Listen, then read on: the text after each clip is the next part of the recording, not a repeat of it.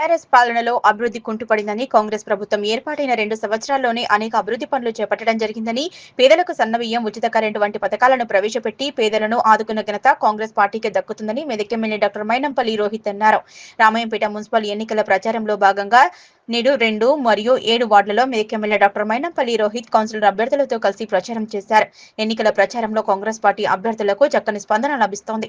ప్రచారంలో కాంగ్రెస్ పార్టీ బలపరిచిన అభ్యర్థులు దూసుకుపోతున్నారు. ప్రభుత్వం ఏర్పడ్డాక ప్రవేశపెట్టిన సంక్షేమ పథకాలను ప్రజలకు అర్థమయ్యే విధంగా వివరిస్తూ ఓటర్లను అభ్యర్థిస్తున్నారు.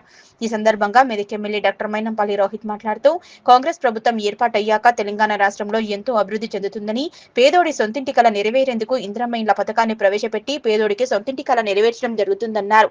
రామాయంపేట మున్సిపాలిటీ అభివృద్ధి అనేది కాంగ్రెస్ పార్టీతోనే సాధ్యమని, అధికారంలో ఉన్న కాంగ్రెస్ పార్టీ అభ్యర్థులకే ఓట్లు వేసి అధిక మెజారిటీతో గెలిపించాలన్నారు. కార్యక్రమంలో రామాయంపేట పట్టణ అధ్యక్షులు చింతల స్వామి, మున్సిపల్ ఎన్నికల ఇన్ఛార్జ్ మైపాల్ రెడ్డి, మాజీ market committee chairman ZPTC Saraf Yadagiri తదితరులు పాల్గొన్నారు. మీరు చేతు గుర్తుకు ఓటేసి గజవాడ నాగరాజు గారిని గెలిపించవలసిందిగా కోరుతా ఉన్నా. అందరు 2 చేతులు లేపండి ఒకసారి జరా. జై కాంగ్రెస్. మీరు లేపుతలేరు ఎందుకు లేపుతలేరు? లేపుతుంది ఆమె కూడా. జై కాంగ్రెస్. చేతు గుర్తుకే, చేతు గుర్తుకే మనందరి నాయకత్వం.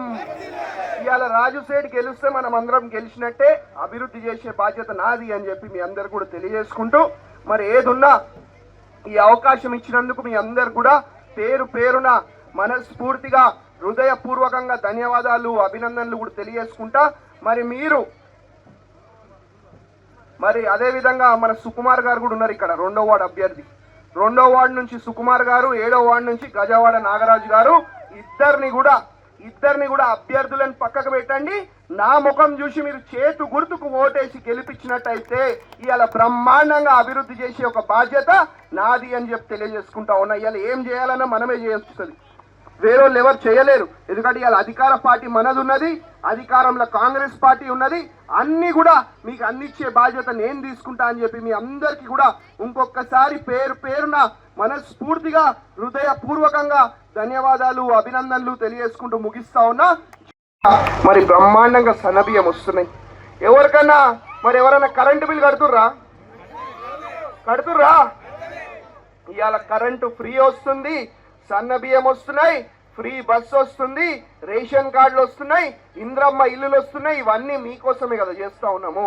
మరి మీరు ఒకటి గుర్తు పెట్టుకోవాలా, 10 ఏళ్ళు మనం దొంగలకు అవకాశం ఇస్తే 10 ఏళ్ళు ఆగం పట్టించిర్రు. మన ఒక్కొక్కళ్ళ నెత్తి మీద 2 నుంచి 2.5 లక్షల రూపాయలు అప్పు చేయడం జరిగింది అని చెప్పి తెలియజేసుకుంటా ఉన్నా. ఇవాళ మన నెత్తి మీద అప్పు చేసి ఈ తెలంగాణ రాష్ట్రాన్నే పూర్తిగా అప్పుల పాలు చేయడం జరిగింది, అప్పుల పాలు రాష్ట్రం లాగా తయారు చేయడం జరిగింది అని చెప్పి తెలియజేసుకుంటా ఉన్నా.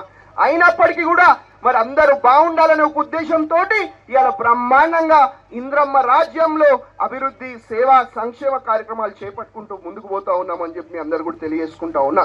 ఇవాళ ఒకటి అడుగుతా తల్లి, నేను ఇవాళ ఏ గ్రామం కన్నా పోదాం, ఏ వార్డు కన్నా పోదాం, మనకి ఏం కనిపిస్తాయి? ఇంద్రమ్మ ఇల్లులు మాత్రమే కనిపిస్తాయి. నిజం కాదా ఇది?